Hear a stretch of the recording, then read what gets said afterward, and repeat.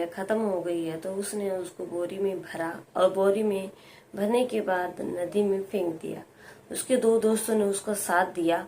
अब वो पूरी तरह से फ्री हो चुका था, लेकिन जी हाँ दोस्तों, राधे राधे, आदाब, सत श्री अकाल, नमस्कार। आप सब लोग कैसे हो? उम्मीद करते हो दोस्तों आप सब लोग बहुत अच्छे से होंगे, राजी खुशी से होंगे। आप सब लोगों का मेरे यूट्यूब चैनल पे बहुत ज्यादा हार्दिक अभिनंदन है। बता दें कि हमारे यूट्यूब चैनल का नाम है डेली न्यू क्राइम स्टोरी, जहाँ पे आपको क्राइम की लगातार कहानियां सुनने के लिए, देखने के लिए मिलती हैं।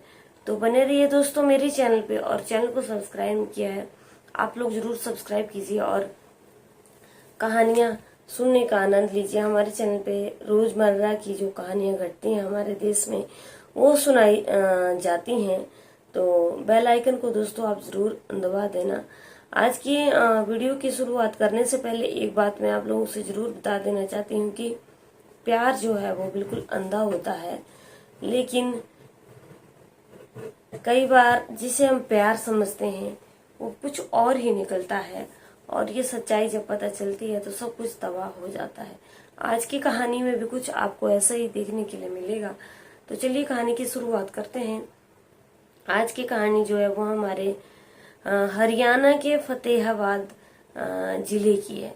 एक बार फिर से बता देती हूँ कि आपको हरियाणा के फतेहाबाद जिले की ये कहानी है, जहाँ पे 15 फरवरी को घग्गर नदी में जो है वो एक डेड बॉडी मिलती है। और जब ये डेड बॉडी मिलती है तो हड़कंप मच जाता है वहां पे। पुलिस को इन्फॉर्म किया जाता है, और जब पुलिस वहां पे आती है तो पुलिस पूरी इन्वेस्टिगेशन करती है। मरने वाले को, बेचारे को क्या पता था कि उसकी बॉडी को नदी में फेंका जाएगा, और जो मारने वाला था वो सब कुछ अपना काम करके वहां से निकल चुका था कि अब वो बच गया है। लेकिन दोस्तों, कानून से जो है कोई भी बच नहीं पाया है, पुलिस से कोई भी बच नहीं पाया है। इसलिए कभी भी ऐसे कर्म नहीं करने चाहिए जिनका अंजाम ये मिले।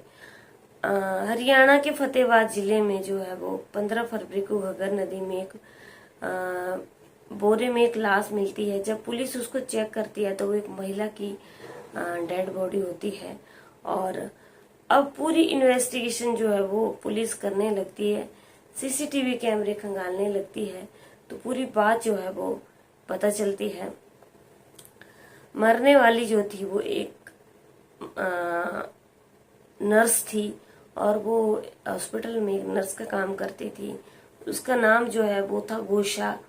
अब गोशा जो है वो हॉस्पिटल जा रही है डेली और अपनी ड्यूटी पे तैनात है, मरीजों की देखभाल कर रही है। लेकिन जब ये गोशा जो थी, अब तो बड़ी हो गई है, लेकिन जब ये छोटी थी तो इसकी दोस्ती जो है वो रामफल नाम के एक लड़के के साथ हो जाती है। राजफल नाम के एक लड़के के साथ हो जाती है, और राजफल और गोशा की दोस्ती आगे बढ़ने लगती है। जैसे जैसे समय के साथ बड़े होने लगते हैं, राजफल जो है वो सेना में भर्ती हो जाता है और सेना में ड्यूटी करने चला जाता है।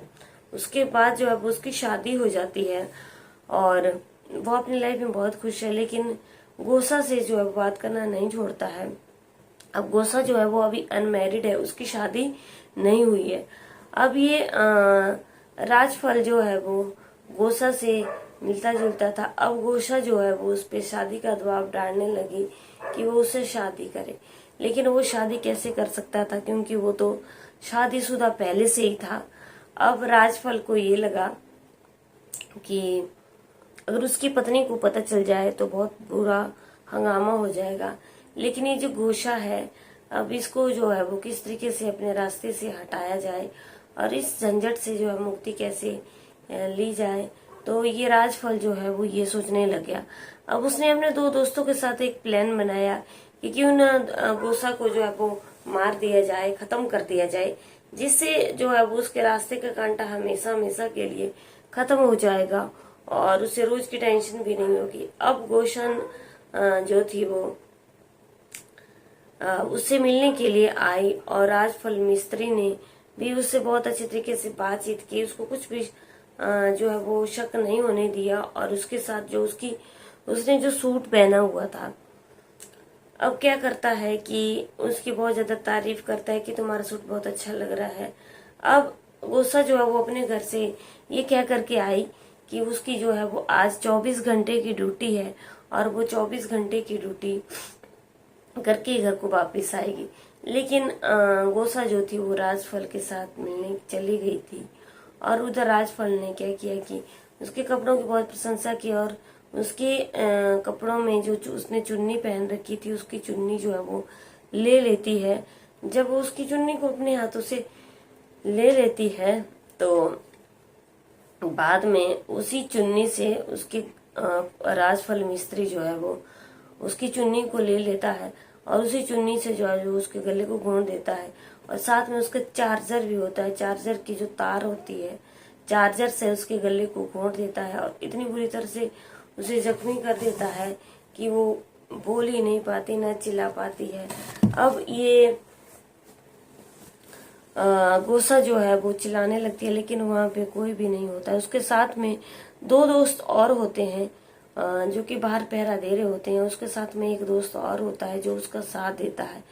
अब वो और उसका राजफल और उसका दोस्त जो है वो उसके पैर को पकड़ता है और उसके गले को दबा देता है और वो हमेशा हमेशा के लिए चैन की नींद जो है वो गोसा सो जाती है। अब राजफल को ये लगता है कि अब उसको जो है वो कोई नहीं देखेगा और उसका काम जो है वो बिल्कुल हो गया है। और राजफल खुशी खुशी जो है वो उसको वहीं पे फेंक देता है, एक कट्टे में जो है वो बांधता है और उसका साथ उसका दो दोस्त भी देते हैं। अब जब वो उस कट्टे में गोसा की बॉडी को डाल देता है और कट्टे में बॉडी को डालने के बाद उठाता है और उस कट्टे को घग्गर नदी में फेंक देते हैं। अब घग्गर नदी में जब वो उस कट्टे को फेंक करके आ जाते हैं जिसमें गोसा की बॉडी होती है तो बड़े निश्चिंत होकर के वो अपने घर वापस आ जाते हैं। लेकिन होता क्या है कि मैं आपको बता दूं कि 15 फरवरी को ये चीज उन्होंने घटित की थी। 15 फरवरी को उन्होंने गोसा को मारा था, 15 फरवरी 2024 को। और घग्गर नदी में जो है अगले ही दिन जो है वो राह चलते हुए लोग देखते हैं कि वहां पे नदी के किनारे पे कुछ पड़ा हुआ है। तो जो नदी के किनारे कुछ पड़ा हुआ है तो लोग पुलिस को सूचित करते हैं। पुलिस आ जाती है और पुलिस उस कट्टे को देखती है तो पुलिस क्या देखती है, उसके अंदर एक महिला की बॉडी है। और ये महिला कौन है, पुलिस के लिए बहुत बड़ा एक चैलेंज बन जाता है। अब दोस्तों पुलिस जो है वो पुलिस ही होती है, पुलिस के हाथों से कौन बच पाया है। फरवरी खत्म हुआ, अप्रैल, मई, जून, जुलाई, पूरे 5 महीने हो गए। पुलिस ने जो है वो अपनी 10 टीमें बताई और डीएसपी संजय विश्नोई और भी पुलिस वाले जो हैं वो इस तहकीकात में लग गए कि आखिर ये बॉडी आई तो कहाँ से आई और इसे किसी मारा तो किसने मारा। पूरे 5 महीने के बाद दोस्तों पुलिस की मेहनत जो है वो रंग लाए। पूरे सीसीटीवी कैमरे खंगाले गए जहां से पुलिस को फुटेज मिलती गई और पुलिस जो है वो राजफल के घर में पहुंच गई। बता दें कि ये जो है वो जिस दिन उसको मारा गया था, जो गोसा को जिस दिन मारा गया था वो 4 फरवरी 2024 को का दिन था और 4 फरवरी को टोहना के मंगेड़ा की वो रहने वाली थी। एक बार फिर से बता दूं कि गोसा जो है वो 4 फरवरी टोहना के मंगेड़ा की रहने वाली थी और गोसा 24 घंटे की ड्यूटी करने के लिए घर से निकली थी।